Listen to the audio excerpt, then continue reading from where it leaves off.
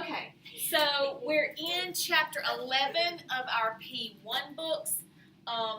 We're going to skip straight to some of the easy stuff. We're in functions and composite functions and inverses.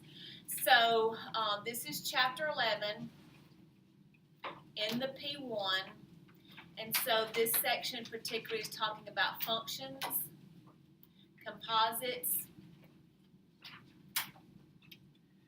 and inverses. And we're going to touch on most of these today in some capacity. We will not get through with the inverses, but we have tomorrow. And then you've got a quiz on Thursday and the test on Friday. So let's turn to page 162. So everybody look at number 1A. We've got f of x. Now, let me show you this. This is the way they write it. Nope, they don't even put the parentheses there. And then they draw an arrow, and then they've got this. Does everybody see that on page 162? Okay. Now, this is what we would write as this.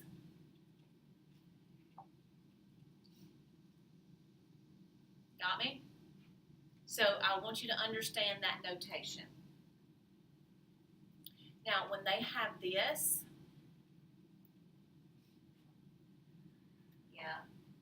don't get so smart. You know math was another language altogether, did you? Translating. What this reads to is x belongs to all real numbers.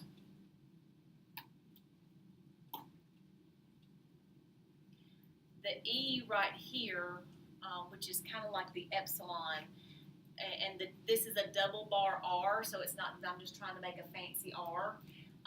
That R, if you will look with me on page 159, under domain and range, the symbol, I make it a double bar R, stands for the set of real numbers. Okay, and that E symbol there stands for belongs to. So, of course, math people, we like to shorten everything. Almost have a second hand for this.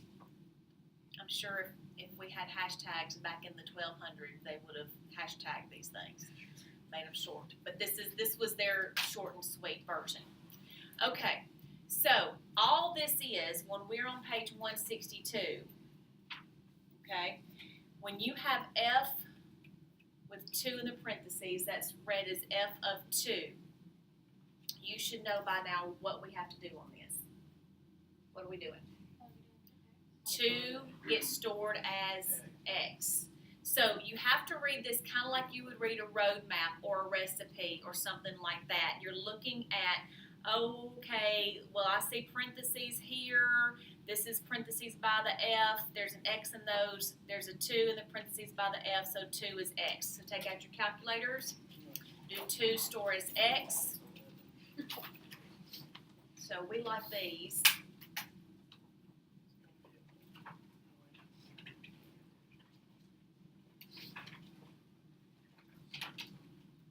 And then you type in the function.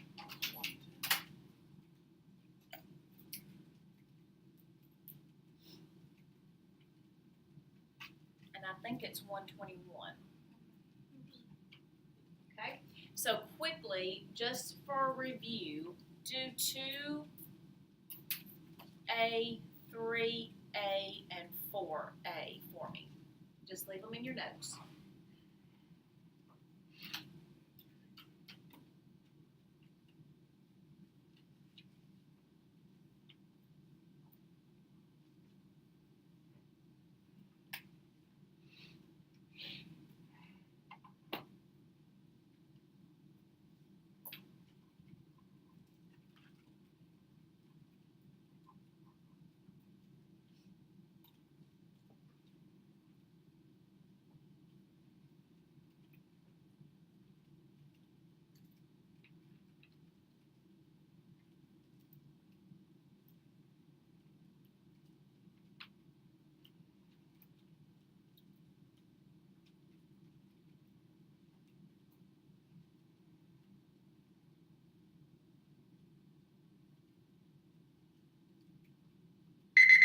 Okay. Y'all can get out your phones for 1 minute.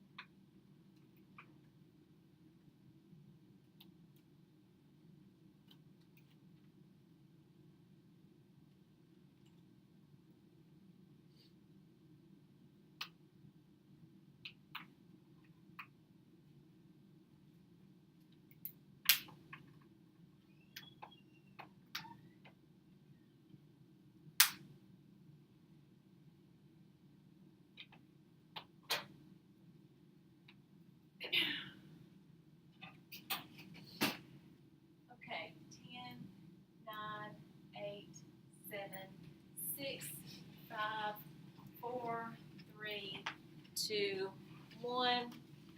All right, so you haven't finished up 2A, 3A, and 4A. Let's do that quickly.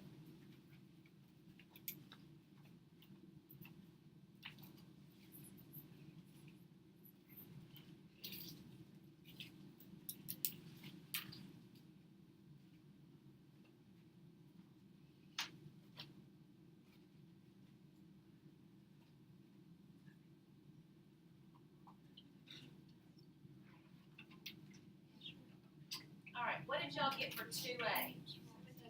17. What about 3A? 1 and 4A? 1. Do I need to work any of those for anybody? Okay, then what we're going to talk about next is domain, the natural domain.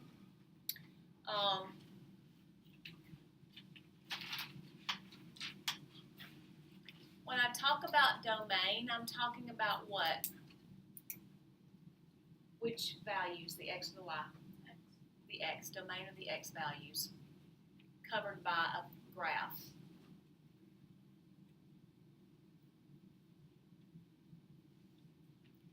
Now, what y'all are used to seeing is in most everything you've done before, you're used to looking at a graph. Okay? So what would be the domain of this? What x's do these cover? Yeah. All real numbers. How else would we say that? Coming from where, going to where? Negative infinity to positive infinity. Looking at this one, what is the domain of this one? Start from the left and move right. Nothing, nothing, nothing until it hits what x value? -2. Includes -2 and goes to? Okay, so that's all well and good when you have graphs. Y'all don't have graphing calculators. So we have got to do this by hand. So I've got to teach you that with domain,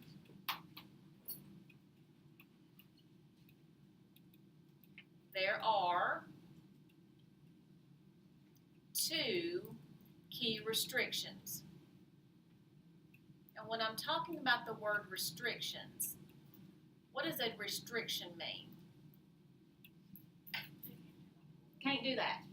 Okay? So like if you go into a store and it said, restricted area, employees only. You can't go in there, right?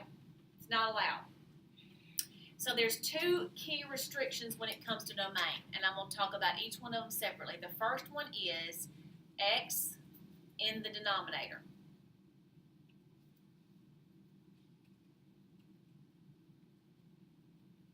Now, I do not want y'all memorizing these. I want you understanding why they're restrictions.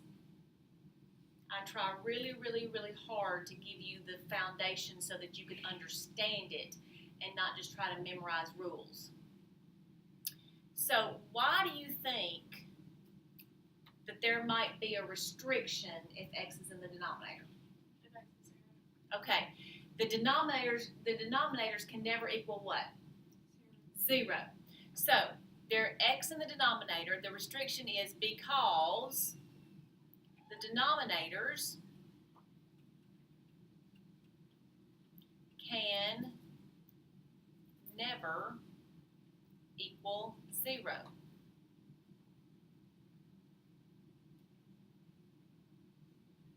So there's going to be something that x cannot be, and if you have x in the denominator. So let's look at this one.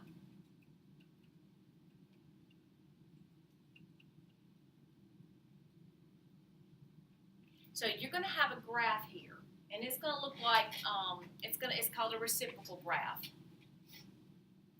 So what I do, step 1, if I see x in the denominator, is I set the denominator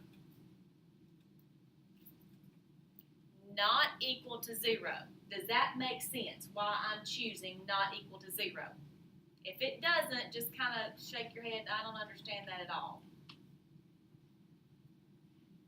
I have to set the denominator not equal to 0 because my denominator can never equal 0. So I'm going to do this.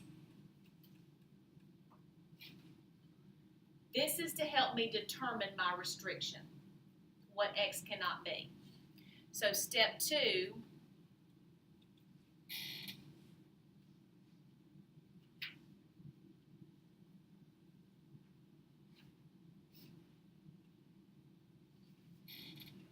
solve for what x cannot be. See, x can be any number except what makes a 0 in the denominator. Does that make sense? X can be negative, x can be positive, x can be any number except the number that makes it 0. So what can x not be in this case? X cannot be 2. So my domain, so step 3 is to write the domain.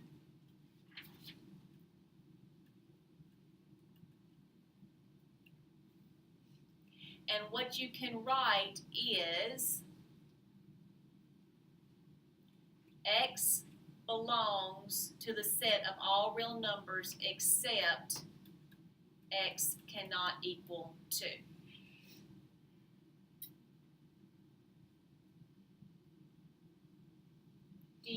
Can you think of another way that we would have written this? What can x be? Everything but 2. Can x be negative 10? Can x be 1 million? Can x be negative 2,336,042? So how else can I write this besides what I've written here? Negative infinity to 2 union to positive. That's another notation for it. Why does the 2 have a parenthesis? Because it cannot be 2. So it cannot include 2. So what I'm going to do here in a minute is I'm going to show you what this looks like on a graph so that you can physically see it for yourself. Okay? So let me, come on.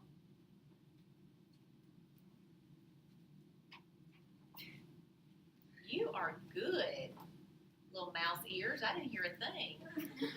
Yeah, I'm not gonna like it. What you need, babe? Can you sign something for my call? Okay. Like Paola gets something. I'm like, maybe Paola's sick. Just go to the restroom. tomorrow, but they told me to turn it in when I get back.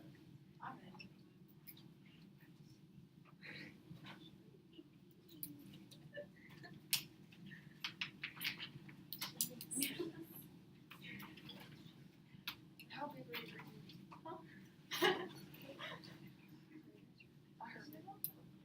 I have tiny ears. Thank you. I got tiny ears on. Okay. So let me try to show you this on 3 over 2 minus 6. Okay, here we go.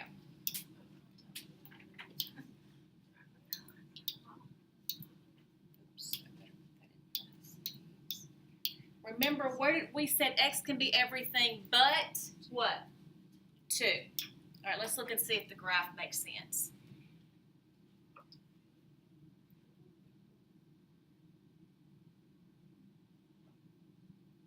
Everything but 2. It's coming from negative infinity.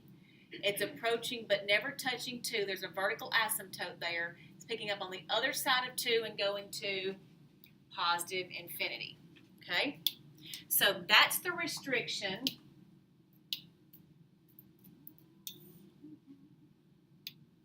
Okay, let's go back here.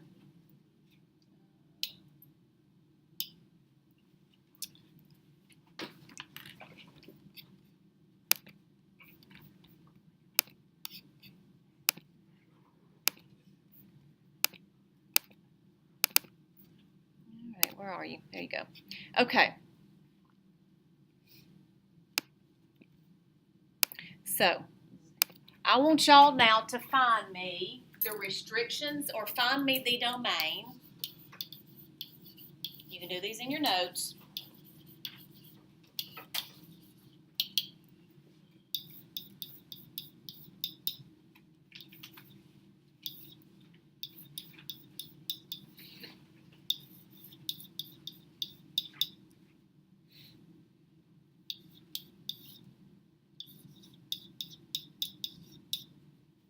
Okay, find me the domain. That's called the natural domain for these.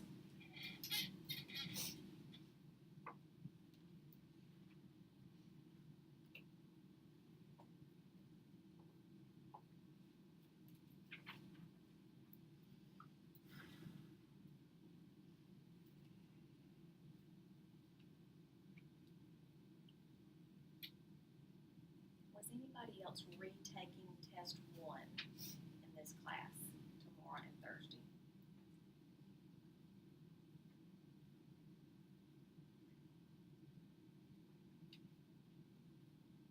Be here and back tomorrow.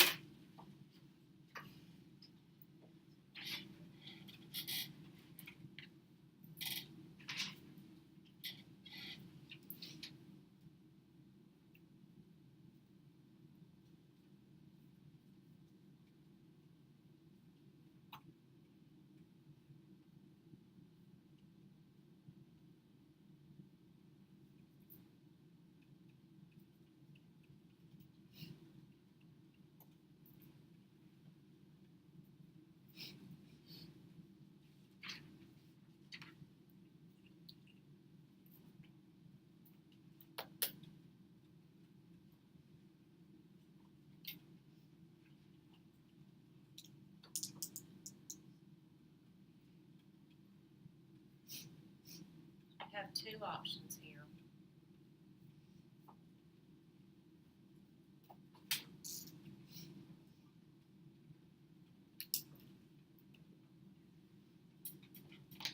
Okay.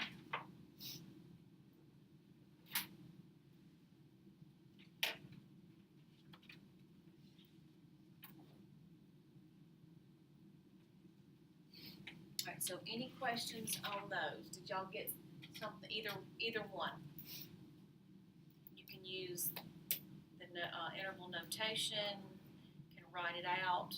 I have a question.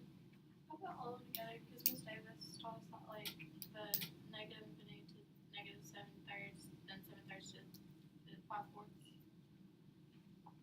Because it can Well, be in between. I really did these as two separate problems. Sorry about that. I didn't make that clear. Yeah, but that's fine. Yeah, two separate problems. But yeah, you can do it like that. Absolutely. All right, any other questions about this restriction with x in the denominator?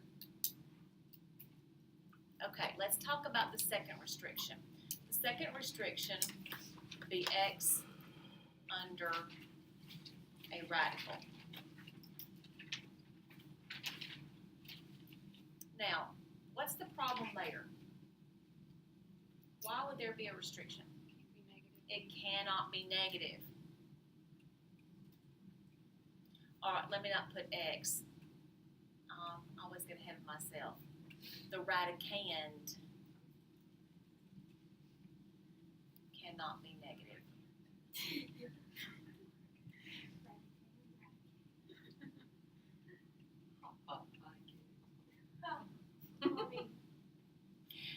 The radicand cannot be negative. So therefore, if you have something that looks like this, we've got to figure out what x can or cannot be.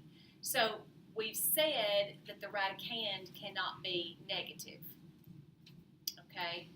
So what else would I say? How else could I?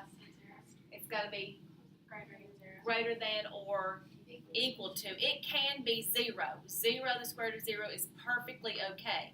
So what I do anytime I have, and I can do this both ways, anytime I have a radical, I can either set the radical greater than or equal to 0, this meaning that it is positive, right? Because we've been doing that with our sign charts, so does that make sense?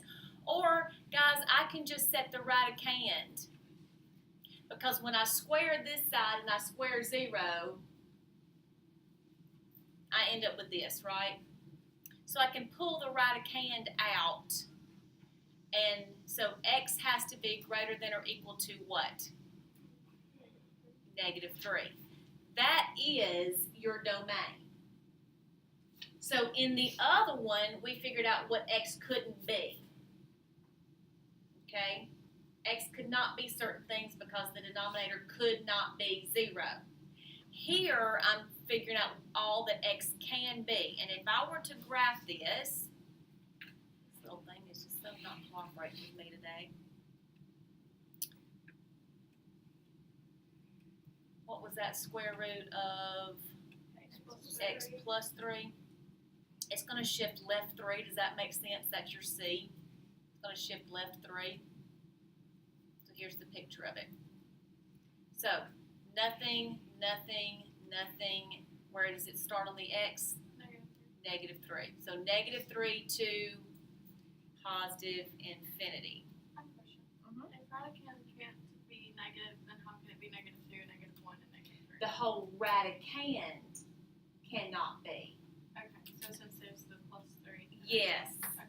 Now, if that was just the square root of x, if this was the case, that's going to be, it has to be greater than or equal to 0. But because of this in here, that's the reason I didn't put x cannot be negative, because that's a false statement. X can absolutely be negative here. The whole radicand cannot be negative. Good question. All right, any other questions? This could also be written as what? Interval notation? Where is it starting? If you put that on the number line, where would it start? -3 to positive infinity. Can you leave it just as? Absolutely. That stuff just confuses me. Now that's okay. We got to figure out a way around it, because in math there's other. It's okay. Think now. One thing I want you to do. Think about if I asked you to graph that on the number line, you'd put a closed circle or an open circle. Close. Okay. And which direction would I go? to the right or left. So I start at -3, I included -3, and I'm going to positive infinity. So if you can relate it to a number line, which I think most of y'all are comfortable with, then that can help you sometimes if you're ever in a situation in a math class that they require you to do interval notation versus something else. Okay, so let me give you a couple of these to try. I want you to figure out the domain.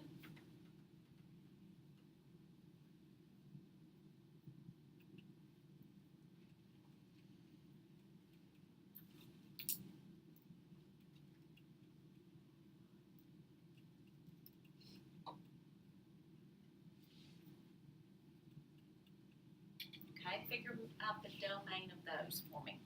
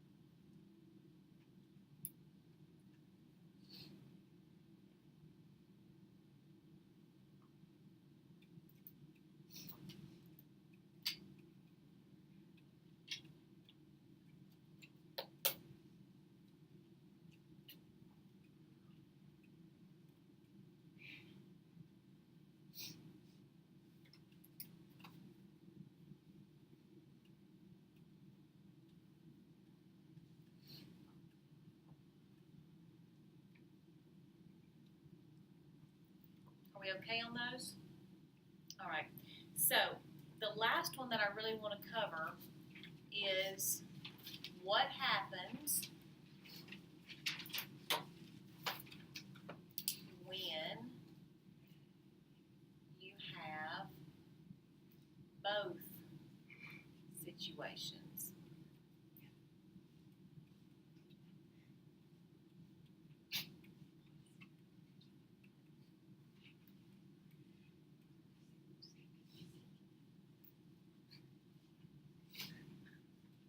So write that down. So you've got a restriction within a restriction. Let's see what we would do, what we would set this to. So remind me, if x is in the denominator, it can't equal 0. If x is under a radical, it is greater than or, if x is under a radical, it's greater than or. So what happens when you've got a radical in the denominator? It's just greater than. It's absolutely just greater than. So you have a restriction within a restriction. Okay? So what I would do here is set my radicand, the x minus 3. Come here. Let's find you. Lost my pen. There we go. So your x minus 3 has got to be greater than 0. So your x is going to be greater than, greater than 3. Does that make sense? You cannot have an equal to 0 in the denominator. So you have to drop the equal here because it cannot equal 3. Let me show you what that picture looks like. 4 over the square root of x minus 3.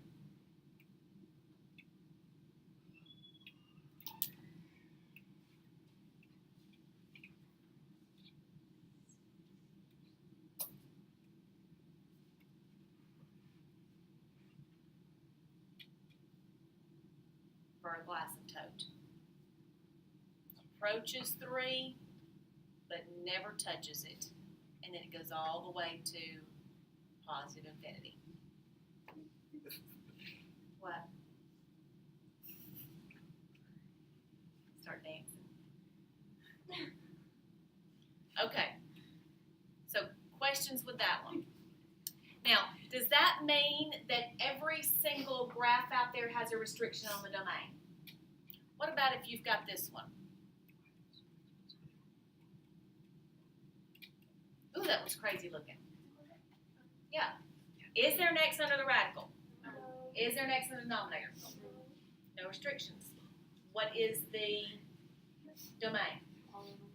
All real numbers. So you can put this, x is a set of all real numbers, or you can put negative infinity to positive infinity. This one will be an upside down looking something like that.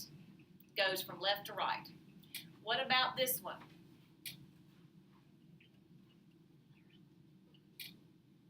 X under the denominator, x under radical. Neither one of those, what's my domain? All real numbers. Every time. Every time. Okay. So any questions? Look at, let me ask you this one.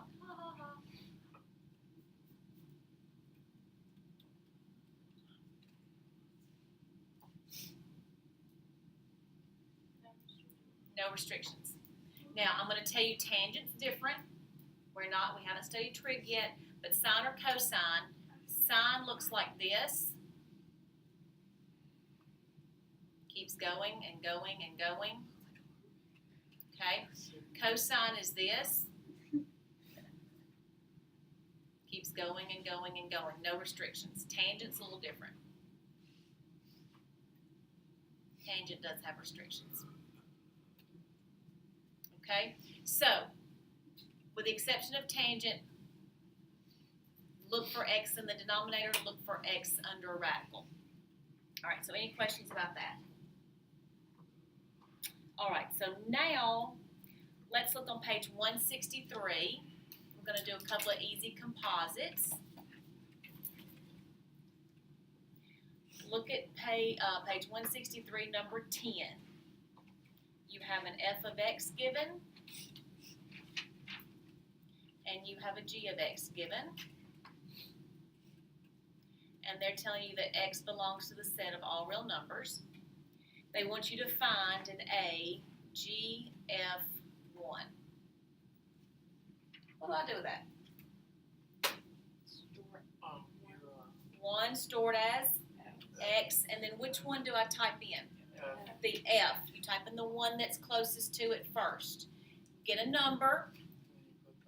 That one's stored into the x for the g. All right, so what I want you to do right now is I want you to do a, this is a, do b,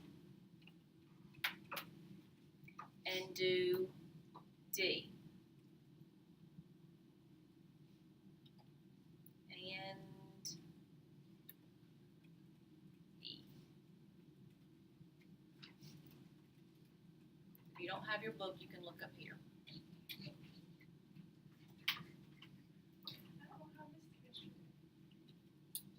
How you missed what, dear? Oh, well, I may not have announced it yesterday.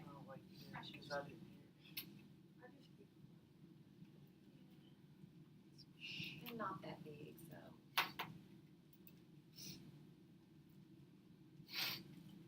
Check your answers in the back of the book, too.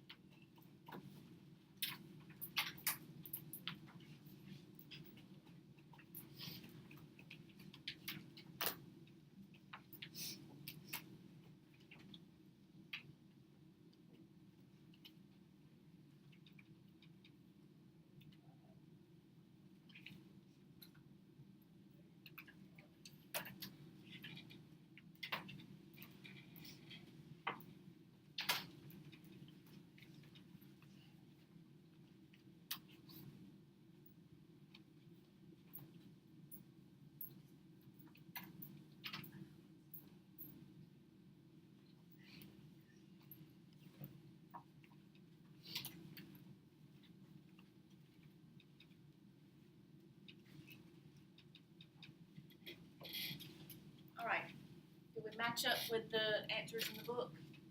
Did anybody have any questions that I need to answer? Go over. Is that the hardest that's gonna get? Yes. Yes.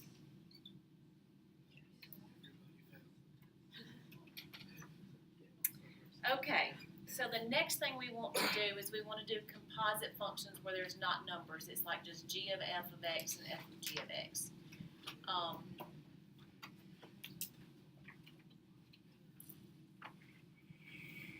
All right, so I'm looking at number 16 at the bottom of that page. Page 163, number 16. So they're asking you to do GF, which that would have been known to us as g of f of x, like that. That does not mean multiplication. In the Americanized curriculum, that would mean multiplication, but not for Cambridge. Okay, so in 16a, we've got f of x equals the square root of x, and we've got g of x that equals x minus 5. So if I want gf, what function am I putting inside the other function? The f, the square root, goes inside the g. So this is strictly square root of x minus 5. I have a question. I've never multiplied it. I was wondering where it asked for g of f, because in A, I just went to. Yeah. So the question. All right, so I want y'all to do for me B, C, and G.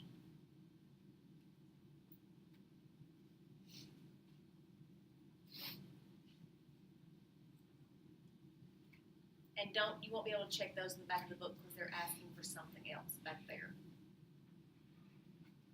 So I'll write them up here.